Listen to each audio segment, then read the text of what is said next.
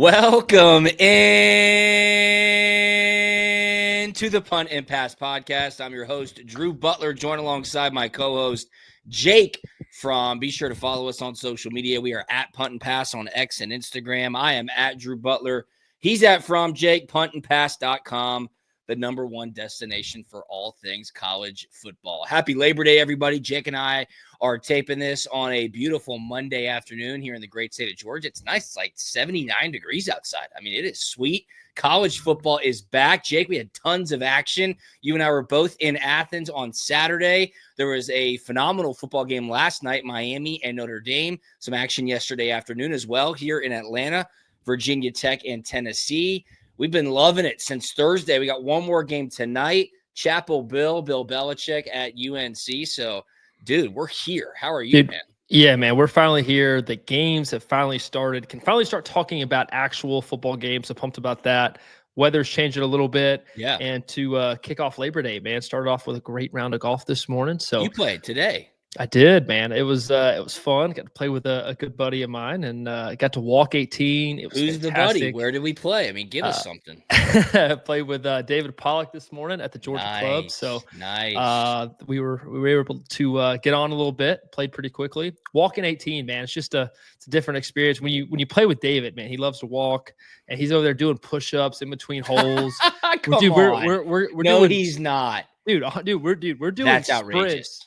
We're doing sprints up T-box hills. So we got like 8 to 10 hard sprints in this morning. I mean, it's just a different. No, it's a different mindset. It's a different game when you play golf with David Pollock. So he actually played pretty well. Normally, I got him by a couple strokes. We both shot the same this morning. Had a couple get away from me, but it was an excellent morning. You mean to tell me that David Pollock and you were doing push-ups and sprints on the golf course today during your 18 holes? Are you being serious when you say that, or are you pulling my chain? No. So if you heard me correctly, I heard you correctly. I said David was doing push-ups in between holes. Okay. I said we were doing sprints up T-box hills. Okay. So wow. I did not do push-ups in between holes. So oh my goodness, that is hilarious. I would give David Pollock. I was lining my putt up over there, and then he'd get on the green. He'd knock like 30 to 50 out. So he probably got I don't know 200-300 push-ups in this morning. I mean, all right, well, good for him. More power to him. That would not be happening in any round of golf that I play, but shout out to David Pollock, a great Georgia Bulldog indeed, and good playing by you. A little 80 to start off September. Little 80. So yeah, not too bad. I had a couple get away. 3 birdies this morning though, so that's good. I love it. Well, we got so much to get into on this episode of Punt and Pass. Before we do that, this episode of Punt and Pass presented to you by our awesome partners over at Solomon Brothers Jewelers. Head over to solomonbrothers.com. Check out what they have available for you and your significant other. And when you're driving around Atlanta, most certainly go into one of their 3 amazing showrooms. The OG is in Buckhead, 17th floor, Tower Place. If you're on the north side of town, they have a location in Alpharetta just past the Avalon. That one is phenomenal. And their newest location is down south of the city in Sharpsburg. Why Solomon Brothers? Because, well, Jaron Solomon, the founder and the owner, his dad was the founder, is a great Georgia Bulldog. They are the official jewelry partner of the Georgia Bulldogs as well. They have a full bar inside all 3 of their showrooms, which is fantastic. If you're taking your significant other there to go shopping, you can enjoy it. You can go watch a little bit of football if you happen to be doing that during the weekends as well. They've got pre-owned Rolexes. Also, if you're out to close that big deal, amazing rings, diamonds, and jewelry. Solomon Brothers is simply the best longtime partner of Punt and Pass. When you're inside that store, tell them Punt and Pass sent you. You can get up to 10% off your jewelry purchase. SolomonBrothers.com, at Solomon Brothers on social media.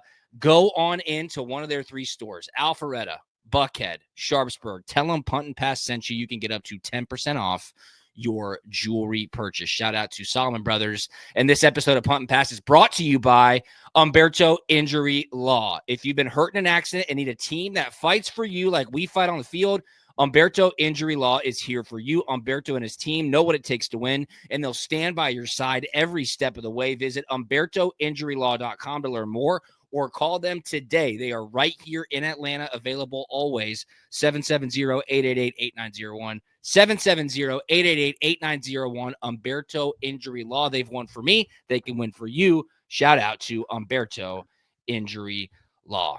All right, Jake. Let's dive right into it. I think we should start probably with a little bit of reaction from the Georgia game. Georgia took on Marshall in Athens to kick off the 2025 season. The Thundering Herd came in. They talked a little bit more than probably expected heading into game day. It was a 3:30 p.m. kick. It was on ESPN. Yes, the line was 38.5. Yes, Georgia won by 38 points. They beat Marshall 45-7. All in all, Jake, I thought it was a pretty clean day for Georgia. What you wanted to see from the offense, Gunnar Stockton, defense looked good. They only scored 7 points against Georgia, that being Marshall, of course. But, man, thought it was a good start. Good, clean start for the Georgia Bulldogs this year. Yeah, I'm with you on that as well. I think it was a good, crisp, clean game. I thought the passing attack was good. I thought we ran the ball somewhat well. I thought defense played excellent, allowing just 7 first downs, which is awesome. No turnovers, pretty low penalties. I mean, it's just I don't think there's a ton of bad. I don't think there's a lot to really dive in and worry about. But I mean, overall, man, I think that's a pretty solid game, especially these first games. You just have no idea what to expect, right? I know. Marshall with 50 plus new players, first year, new head coach. They try to do some different stuff on defense, kind of the 3 safety stuff. So, watching kind of Gunnar navigate through all that. So you never know what in game one. I thought they went and played well and executed. Yeah, they did exactly that. That's for sure. You mentioned 50-plus new players for Marshall on their 2025 team. Kirby Smart, when I was driving into Athens, I was listening to some pregame radio, and he was on an interview, and he said, look, I've actually tasked some of our assistant coaches to go out there and identify guys in their jersey numbers in pregame. He's like, we have no idea who's what numbers they're wearing. I think it was closer to 60 transfer players on Marshall's team, a brand new head coach. So Georgia was kind of going in there flying blind. I mean, Marshall, to give them some respect, was doing essentially the same. They didn't really know what Georgia was going to throw at them, but Georgia did what they needed to do. Crisp execution on the offensive side of the ball, a heavy emphasis on the run game, which you love to see. Gunnar Stockton, 4 total touchdowns, 2 passing touchdowns, 2 rushing touchdowns. A little bit of a lack of explosiveness, which I think is kind of expected in games like this. You were asking for some extended handoffs, you called them last week on Thursday's pod. You got exactly that with that swing play to Zachariah Branch. He took it then 50 yards to the house for a touchdown. Gunnar tried a couple of deep shots, one to Noah Thomas, kind of overthrew him a little bit. And I think they tried Dylan Bell a little bit deeper down the field, and Dylan dropped that ball, which was a little bit unfortunate. But I thought it was exactly what you wanted to see. And to your point, Jake, what else do you want when you play Marshall and Austin Peay in the first 2 weeks? Yeah, I think that's been a topic of conversation with a lot of close friends. I'm like, man, what else do you want? Like what are you mad? What more are you wanting? I mean, you got what you paid for. You got a 45-7 victory. Moving on to next week, going to keep building on it. I think it's an excellent place to start. We could be 0-1 like a lot of these other SEC teams. We are not. So moving on, let me slow down here. I think it is excellent to see Gunnar use his legs, especially in the red zone. I think that will be a huge key and factor for us moving forward into the fall. 10 rushes and him beating the leading rusher for the team, slight worrisome. But I think, man, using it in flavors in certain situations, I think is awesome and will be a huge factor for us. It did seem to come pretty situationally as well. 3rd down conversions, 2nd and short, moving the chains, extending plays, not necessarily just like tuck it and run on 1st down when he doesn't see his first read. So I did like the selectiveness of that. 10 carries, look, it's game 1. We'll find out. The run game is going to continue to mature. Speaking of the run game, I think the only negative on the offense was some of the injuries that were withstood. We're waiting to hear what happened to Juan Gaston. Juan, true freshman right guard for Georgia, an absolute behemoth of a man, the first true freshman to start on the offensive line for Georgia since Andrew Thomas. So he goes out, he's getting an MRI on his ankle. Luckily, it wasn't his knee. It was a pretty nasty roll-up. So that could be a couple of weeks, if not more. Micah Morris got knocked out of the game, but then he came right back in. Great to see him. He's got tons of experience. You want consistency on the offensive line. That's the first and foremost way that you're going to get effectiveness in your run game. Georgia's got huge guys on the offensive line. And then on the flip side, Daylen Everette, man, on defense. Let's talk about the defense a little bit. Did not play much. Kirby did say after the game that he is dealing with an injury, but overall, the defense did their job. I mean, Marshall didn't score until way late. I think with less than 7 minutes to go in the fourth quarter. Georgia had a blank going. But however, they did not have any sacks or turnovers. So I'm looking forward to seeing if they can address that and be a little bit more aggressive, if allowed, against Austin Peay coming up this weekend. Yeah, I think you hit on it. No sacks, no turnovers, which for a defense, man, you kind of want to have those big plays, to give the ball back to the offense. That's something that they thrive on. They'll have up on the board somewhere in the meeting room. Man, how many sacks, how many turnovers? Like that is a big key for defense. I think the linebackers played exceptionally well. CJ, Raylan Wilson, Chris Cole, those guys all over the field. I think the secondary is not something to be concerned about at all. Obviously, will be better when Daylen Everette comes back. But I think you shut down the run. 7 first downs we're talking about. Come on, 7 first downs. So that is I would be tickled pink if we're talking about the defense and moving forward. So that's a good sign to see.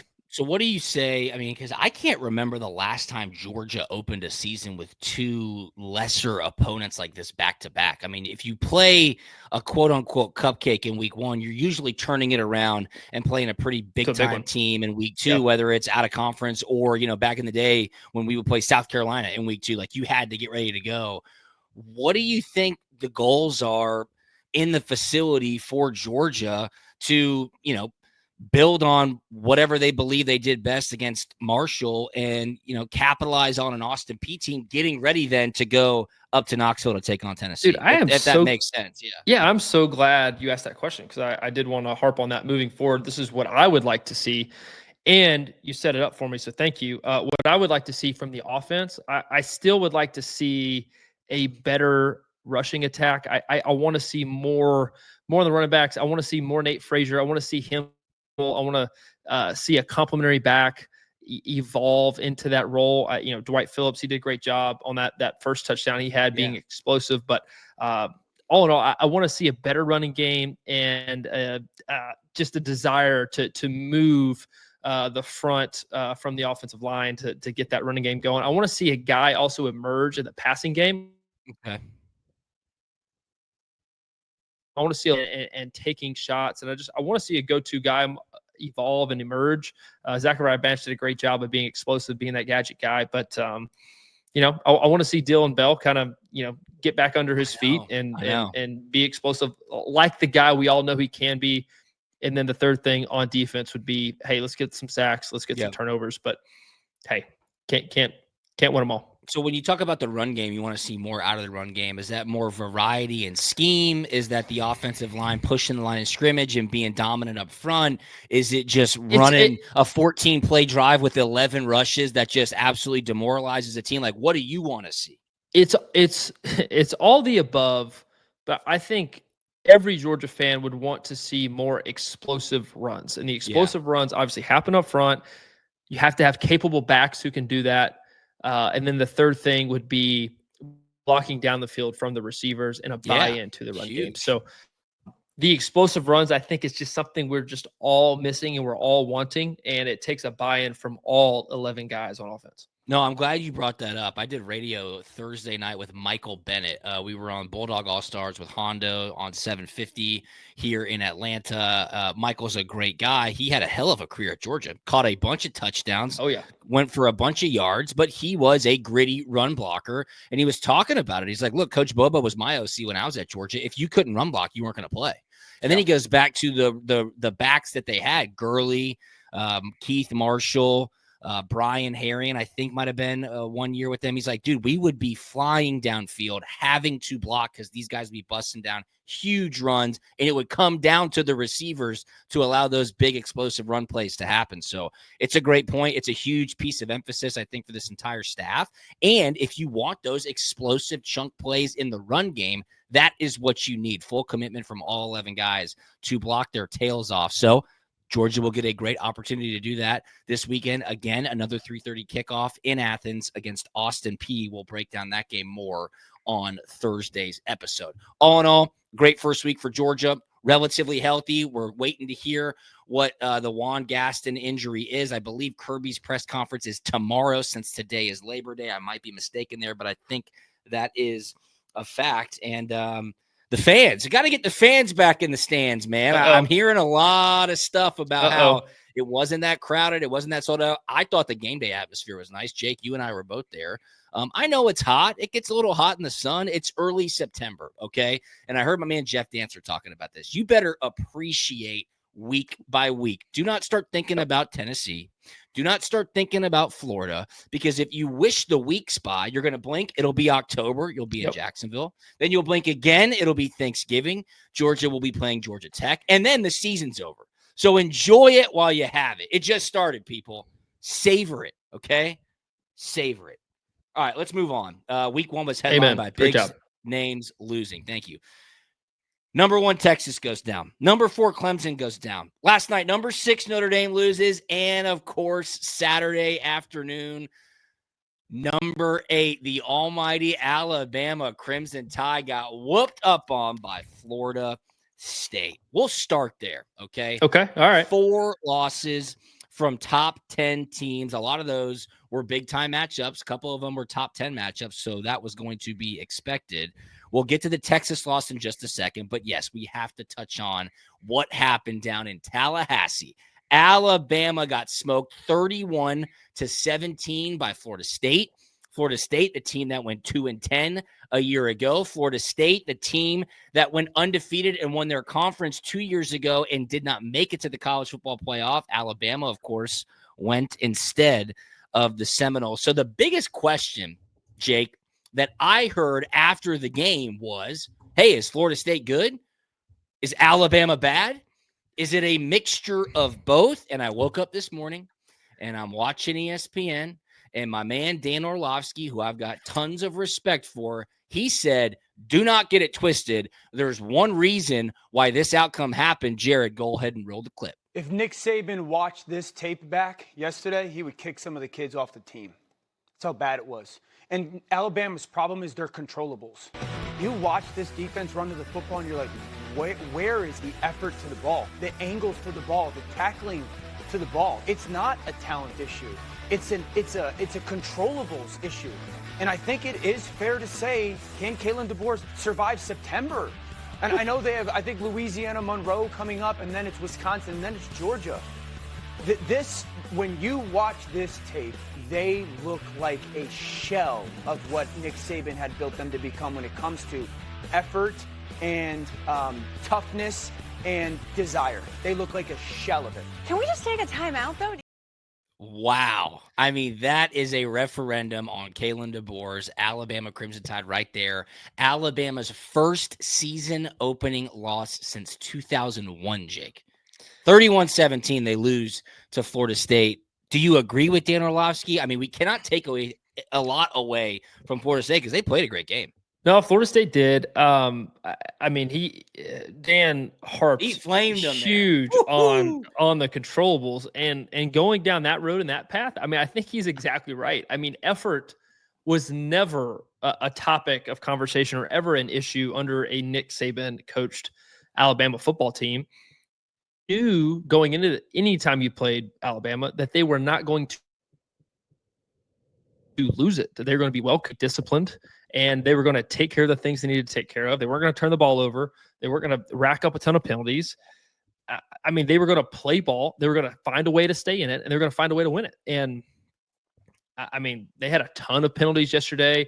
Effort really bad on defense. So I mean, that was just never in question when Nick Saban was the head coach at Alabama. No, Alabama would never beat themselves, right? You had to go in there and take the game away from Alabama and almost execute to perfection because they were not going to give you even an inch, right? And of course, sometimes a lot of people would say the referees would officiate the game in specific ways that would never allow teams to go in there and steal the game away from Alabama. But Florida State, I mean, like, I think they went up 7-0, and then I believe it was tied. And then all of a sudden it was 17-7. And I'm sure a lot of people were like, okay, it's Alabama. They'll come back. They'll come back. They'll come back.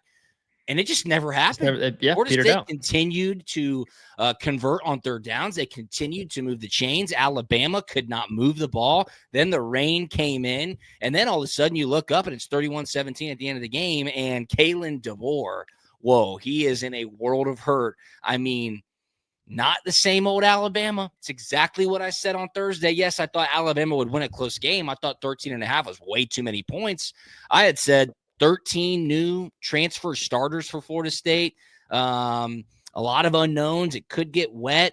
You know, they want a revenge game after what happened 2 years ago. I just thought they would keep it close. I never thought Alabama would look that bad, Jake. They look bad. And now, don't get it twisted, I'm sure they'll look like world beaters when they come to Athens. Probably so. September 27th. Probably so. At the end of this month for that big matchup, but not a good start. I'll be interested to see what happens because they have to go to Wisconsin. That's going to be a big game too. Yeah, I mean, one more point for me here on Alabama. When Nick Saban was the head coach there, physicality was never an issue, and Florida State rushed for 230 yards in this football game. Okay. You don't win football games allowing 230 yards on the ground. Rain game, not rain game, doesn't matter. You got whipped, and you got whipped up front. And, I mean, you have to win those games in the trenches, and just got beat up. And that was a long, long football game. It was a long, long football game, and this is not a good start in Daylen Everette's first 18 months on the job at Alabama. Again, to reiterate, they were 14-point favorites. They lose the game by 14 points. And get this, since 2007, in games when Alabama was favored by at least 14 points, Nick Saban was 131-2, and Daylen Everette is 4-4.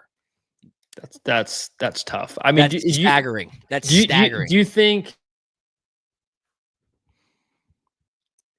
it's an over? Do you think what? Do you think it's an overreaction that he may not make it through September? You know what? I was the question I was just about to ask you. I'm looking at their schedule right now. They host Louisiana Monroe this weekend. Yep. And they host Wisconsin because they went to Wisconsin last year. Yeah, they'll probably win both of those games. They get a bye week. Of course, Georgia gets a bye week as well on September 20th, and they come to Athens. I think it's an over. Look, if they lose to Wisconsin, you know, if ULM somehow is competitive, like, yes, everything's on the table. But, you know, I think his buyout's like $70 million. I mean, let's be for real here. They're not going to cut him in the middle of the season, but tough start for old Daylen Everette, Alabama 0-1. The noon game was Texas-Ohio State. Of course, there was a ton of hype around that. We talked about it a bunch on last week's episodes. Number 1, Texas goes down against number 3, Ohio State. 14-7 was the final score. And Arch Manning, the Heisman hopeful, the babe, the boy, he has just been getting crushed by the media, Jake. Probably to be expected, given his last name, given the expectations, given the ongoing and never-ending discussions around what he was supposed to do in 2025. And yes, of course, I know it's just week 1. He didn't necessarily look comfortable at times. Ohio State's got a great defense. They got some of the best defensive players in the country, of course, starting with Caleb Downs. A Mill Creek product right here from Atlanta. Before we play the clip that you sent me, and of course I know you want to stick up for your quarterback buddies, give me your evaluation on what you thought or how you thought Arch Manning played. Yeah, I think obviously there were some throws, some layups that you would say he missed. Yes. You could see, I wouldn't maybe go as far as seeing ghosts, but he could not trust his eyes. Mm-hmm. Feet kind of erratic, some throws off his back foot, wasn't playing the position with a ton of conviction. Now, I think this is not an either or, but I think this is a both and. I don't think Arch played as well as he could have played, but I also think Ohio State's defense is kind of the real deal. Now, I think Matt Patricia did a great job of showing Arch one thing and giving him another, making the windows tighter. It was just a lot for Arch to process and digest in week one. However, the expectation was for him to do so, and that didn't happen. I will say, moving forward, I think this is the floor for Arch, and I don't think this is a ceiling by any means. But I'm torn. I'm not going to sit here and bash Arch because I think he's going to be a very, very good quarterback moving forward, and this is just a slight bump in the road moving forward. Because I think his ceiling and his potential is the real deal. But I mean, this is a big loss for Texas moving forward, and they're going to have to find some answers. No, you're exactly right. I forget who said it, but obviously Matt Patricia, longtime assistant for the New England Patriots, in breaking down the game, they said, hey, Arch Manning in Texas and Steve Sarkisian, they just got Bill Belichick, right? Like Patricia took away everything that was going to make Arch Manning comfortable, did not allow him to really scramble and get outside the pocket. And then you started to see that he did not trust his eyes. A lot of those easier throws were becoming hard. His mechanics kind of got out of place, and it was a tough place to play. I mean, it's a top 5 team. You're playing the defending national champions, so you cannot take anything away from Ohio State. But Arch Manning did not live up to the quote unquote hype heading into a massive game to start his campaign as Texas's starting quarterback in 2025. I do want to show you a clip right here that Jake brought to my attention. It is a good clip. I believe I've got a pretty good rebuttal to that. Before we get to that, though, I want to tell you that this episode of Punt Pass is presented to you by our awesome partners over at Solomon Brothers Jewelers. That's right. Go to Solomon Brothers Jewelers. Today is the best diamond and jewelry selection in all of Atlanta. They got an amazing website, SolomonBrothers.com. They got great social media feeds at Solomon Brothers on social media. And, of course, their locations are phenomenal. Buckhead, Alpharetta, and Sharpsburg. Head on in. Enjoy yourself. They will take care of you. The best customer service in the world and the finest diamond and jewelry selection that you could possibly ever want. Engagement rings, wedding bands, jewelry, accessories, watches. That's right, watches, pre-owned Rolex, Oris watches. They've got it all. Head on into Solomon Brothers. Tell them Punt and Pass sent you. You can get up to 10% off your in-store jewelry purchase. And this episode of Punt and Pass is brought to you by Humberto Injury Law. Before I start judging quarterbacks, I do want to say on the field, protecting the quarterback is everything. Off the field, Humberto Injury Law protects their clients with the same intensity. If you've been hurt in an accident, they'll step up and defend your rights every single time. They did it for me. I promise they can do it for you. Head to HumbertoInjuryLaw.com to see how they can help you, or call them today, 770-888-8901, HumbertoInjuryLaw.com. Jared, let's play this clip from On Three's J.D. Pickell talking about maybe the unfair expectations for Arch Manning. If Arch Manning doesn't look amazing, you're going to hear things like, well, is it just his last name? Well, I told y'all, all hype. I told y'all he was only a 3-star out of high school and gave him 5 stars because of that last name, because of his uncles. That's not true. I got to thinking, like, what would satisfy the entire college football public for the season Arch Manning should have this year? Who would he have to have a similar season to satisfy everyone? Feels like it'd have to be up there with the greats in college football, right? Like, the best seasons ever in college football, in my opinion, belong to a Johnny Manziel, a Joe Burrow, a Cam Newton, all those guys. Johnny Manziel, his first start for A&M, his Heisman season, threw for a whopping 173 yards, 0 passing touchdowns during his Heisman year. In week 1, things take a second. Cam Newton, during his Heisman year at Auburn, first start in the SEC, Mississippi State on the other side, 200 yards total offense, 2 touchdowns, 1 pick. Joe Burrow, first start at LSU. Not the Heisman season, but his first start at LSU. 11 for 24, 140 yards. You see where I'm going with this? What you are in week 1 is a starting point, not a definition of who you are. So Arch, what he does this first game against Ohio State and that defense, it's going to be very different than what he is in October and when they play A&M in November and when they get to the college football playoff. Like, it's hold this thing with open hands. Okay. So you said me that. What you got? Generally speaking, he's right. Of course, you cannot judge the guy based on one game, first start, when he does have all these expectations. Now, when he compares to Johnny Manziel, goes on to win the Heisman, Cam Newton goes on to win the Heisman. Joe Burrow next season goes on to win the Heisman. The difference is this. None of those guys had expectations. Nobody knew who Johnny Manziel was. Everybody knew who Cam Newton was because he was at Florida, then he went to JUCO, then he was going to Auburn. Like, you knew who he was, but the ceiling of expectations was not there. Joe Burrow, are you kidding me? The guy was a nobody, transferred out of Ohio State to LSU. Then that next season, after he got cracked by UCF in that Fiesta Bowl game, that's when he started to take over. The difference is this. Everybody has already crowned Arch Manning. The expectations are through the roof. But whose fault is that? It's not Arch's fault. I totally agree with you. Okay. It all comes with the territory. I mean, like Arch Manning, I'm sorry, dude. You have very famous bloodlines. Everybody loves your uncles and your grandfather. You're making $10 million in NIL. You had a bad game. You're getting roasted on social media. It comes with the territory. Cry me a river. You and I have both played. You've certainly gotten way more social media hate than I ever have. It just comes with the territory. It does. Like, you either have to learn how to deal with it, and I can promise you this. If you're making 10 mil, you'll figure out a way to deal with it, right? So that's what I'm saying. I'm like, all right, it's not his fault that the expectations are there, but when Feinbaum is calling him the most complete and best college football player since Tim Tebow, like, that's insane. And it might be hot takeism, but I'm like, dude, give the kid a break. I'm not saying he's going to be terrible all year either, but what I am saying is, simply put, he's overrated at this point. I hope he has a great season. I hope Georgia beats him, of course. But I think he'll be just fine, like, no question. Yeah, I think we're just fine. And I do want to say about Texas as a whole, Texas had plenty of opportunities to win this football game. Ohio State, now a very good team, defending national champions, playing at home as well. But Texas was 1 of 5 on 4th down. I mean, they just lost the situational football part. They out-yarded Ohio State. They had more passing yards. They had more rushing yards. They just lost the situational football aspect of things. And happen every time. It'll happen every time.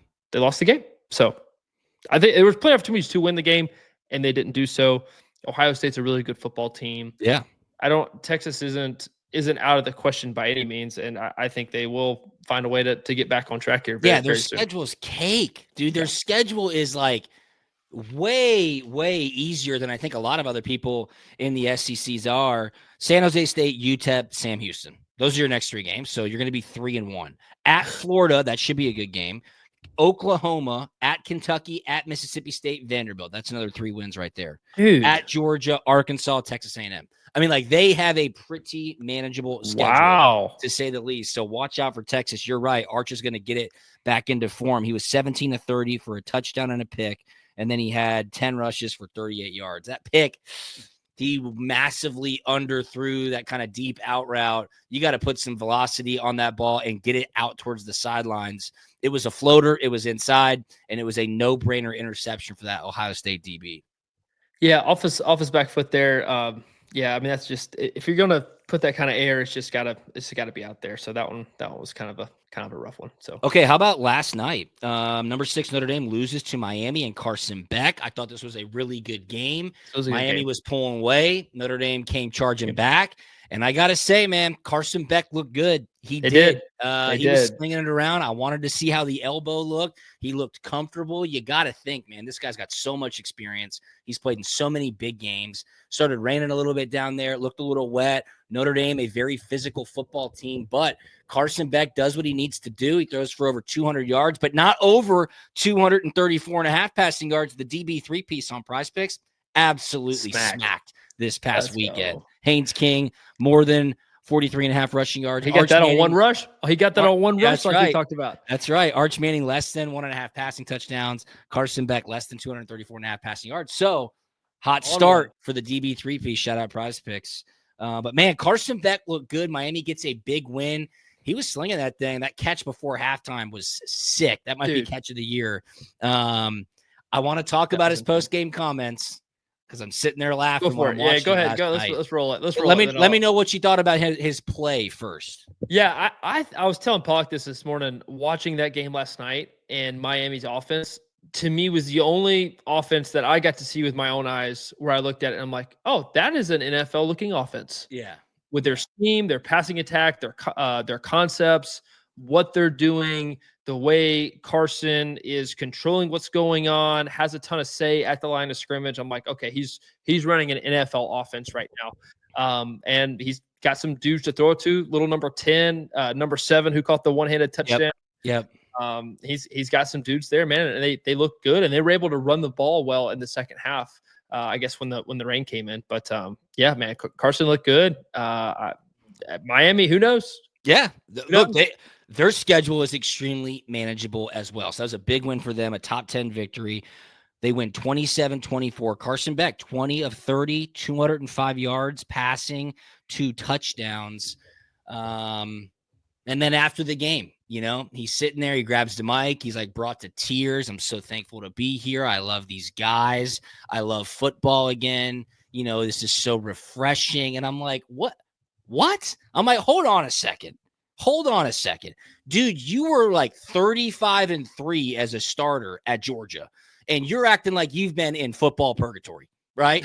I mean, people are acting like he spent the last 5 years in the Gaza Strip, and now that he's in Miami, he's been freed. I'm like, dude, what is going on?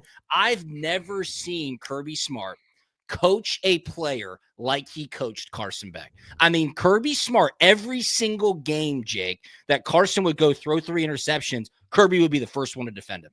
Hey, we're sticking by Carson Beck. He's our guy. We're supporting him. Don't even ask questions about who the backup quarterback is. Like, they were all in on Carson every way, shape, and form.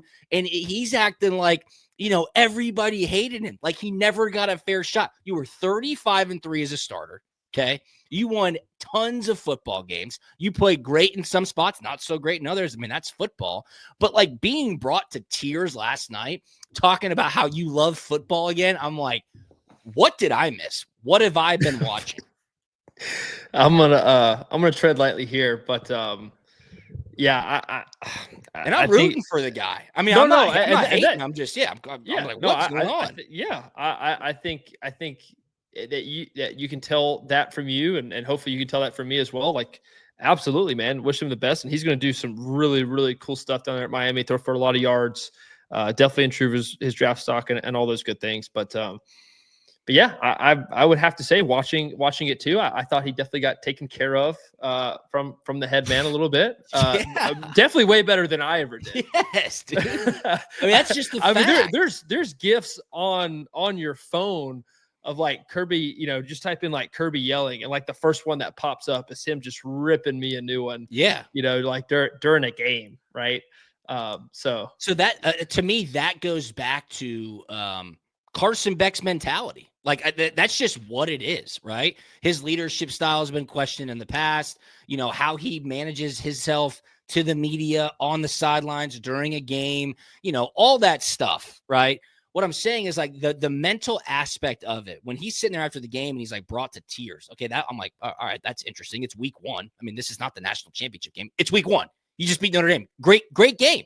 Like, and I'll say this, going back to the Arch Manning conversation, like I'm watching the game last night, like Carson Beck is a way better quarterback than Arch Manning. Like right now for absolutely sure. He is. I'm like, oh yeah. So that's where the overhype of Arch Manning comes in. But when you watch Carson Beck, you're like, dude, this guy is a baller. Like he can make all the throws. He can scoot outside the pocket when he needs to.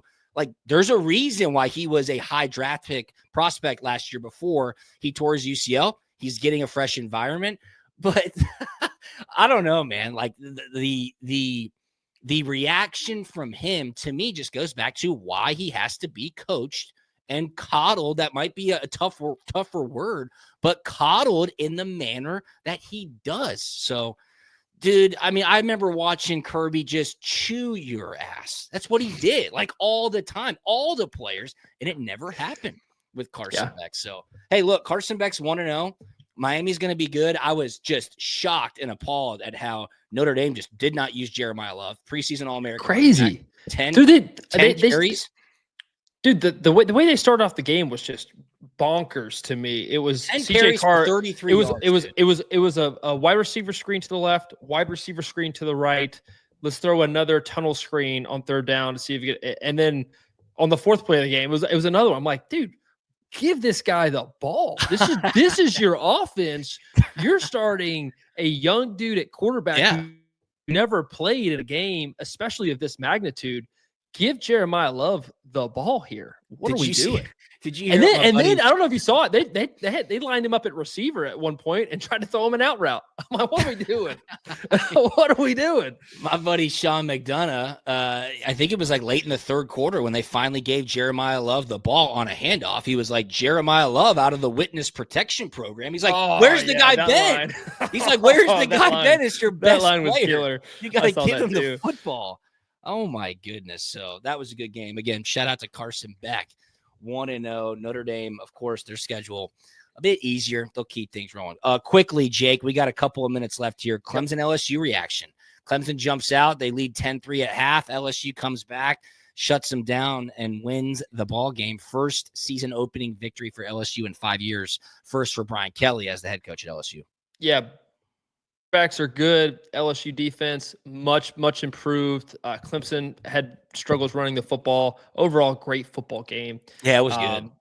Very, very, very good football game. I think both teams will be in it there towards the end. But, man, I think LSU's a dark horse here in the SEC. They really are. Garrett Nussmeier looked good. Their offense woke up in the second half as well, and their defense really turned it on because Clemson did not score. That should have been a touchdown, too, by the way. I don't know how they overturned that one ball. Absolutely crazy. 100% should have been a touchdown. No question about it. So LSU wins 17-10. I think Clemson's going to be just fine as well. Clemson's going to be just fine. Watch out for those Clemson Tigers. Good, hard-fought football game. A big-time win for LSU. Speaking of that interesting call where the touchdown got overturned for whatever reason, did you see what happened in the Michigan game? I'll send it to you. I should have sent it to you before the show. Michigan's top edge rusher sacked the quarterback for, I forget what team they played. You know, some. But I want to say Nevada. I don't know why I want to say Nevada, but it might have been Nevada, New Mexico State or something like that.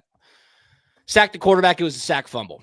So they review the sack fumble, and then coming out of the review, they say, "Oh yeah, targeting number 41 ejected from the game." So now he can't play next week, and they take on Oklahoma next week. The targeting rule in college is absolutely atrocious, and why it's still a thing and why nobody has changed it is he's got to appeal this. He's got to appeal it, and he must win, or else Michigan fans should absolutely riot. Jake, he never leaves his feet.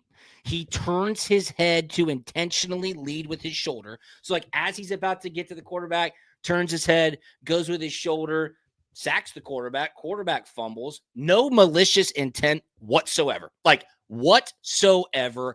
I cannot believe that he got ejected from this game. That's why the targeting rule in college football needs to be treated like flagrant 1, flagrant 2 in the NBA. If it is targeting and it's not malicious, hey, 15-yard penalty, let's keep it moving. You could be subjective in that. That's fine. That's sports.